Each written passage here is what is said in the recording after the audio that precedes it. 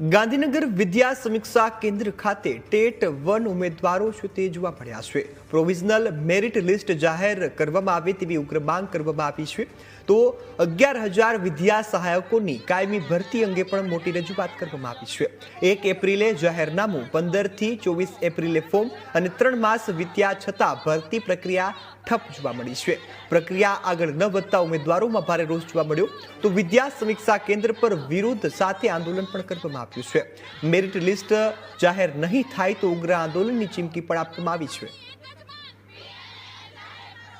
માની જવાના, હવે નથી માની જવાના, દીપક નથી કે હોલવાઈ જવાના, રસ્તો નહીં જડે તો રસ્તો કરી જઈશું, ભરતી અટકાવી છે અમારી તો ભરતી ચાલુ કરાવી જઈશું આજે સાહેબ। આમ અમને વારે ઘડીએ ધક્કા ખવડાવવામાં તમને શું સંતોષ થાય છે?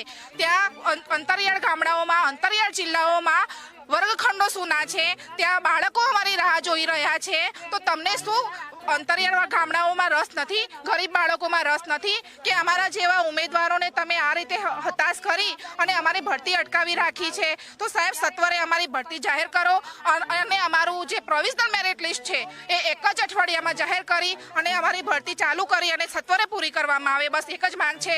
અને આજે જો અમને હતાશ કરવામાં આવ્યા તો પછી અમે અમારા ગાંધી ચિંતા રાહે અમે આંદોલન કરીશું, એ પાક્કું જ છે।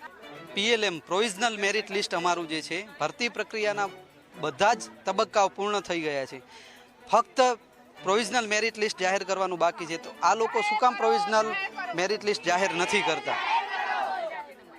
અમારી ભરતી 1 એપ્રિલના દિવસે, 1 એપ્રિલ 2026ના દિવસે જાહેરનામું આવ્યું, 15 થી 24 એપ્રિલ સુધી અમારા ફોર્મ ભરવામાં આવ્યા અને ત્યારે ફોર્મ ભરાવ્યા ત્યારે એમના ઠરાવમાં એવો ઉલ્લેખ હતો કે 18 પહેલાં જિલ્લા કેમ્પ થશે, ત્યારબાદ DLED બીજા વર્ષનું પરિણામ આવશે, ત્યારબાદ પ્રોવિઝનલ લિસ્ટ બહાર પડશે। એ બધી જ પ્રોસેસ સંપૂર્ણ પતી ગઈ છે, તેમ છતાં હજી સુધી વિદ્યા સમીક્ષા કેન્દ્રના અધિકારીઓએ પ્રોવિઝનલ મેરિટ લિસ્ટ બહાર નથી પાડ્યું। અમે ભીખ માંગીએ છીએ કે અમને પ્રોવિઝનલ મેરિટ લિસ્ટ સત્વરે જાહેર કરવામાં આવે, નહીંતર અમે ગાંધી ચિંધ્યા માર્ગે અને જરૂર પડે તો અમે ઉગ્ર આંદોલન કરવા તૈયાર છીએ।